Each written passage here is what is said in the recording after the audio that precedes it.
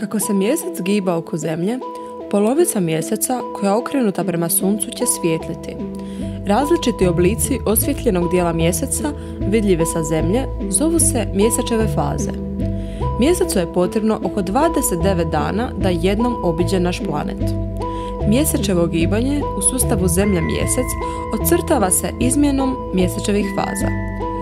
4 su osobite mjesečeve faze: mladi mjesec, prva četvrt, uštar, također znan kao pun mjesec, i posljednja četvrt. Mladi mjesec. Gledajući sa zemlje, mjesec je potpuno taman. Prva četvrt. Polovica vidljivog dijela mjeseca je obasjana. Pun mjesec. Mjesec sjaji najvećim sjajem. Posljednja četvrt. Osvjetljena strana mjeseca se potpuno smanjuje.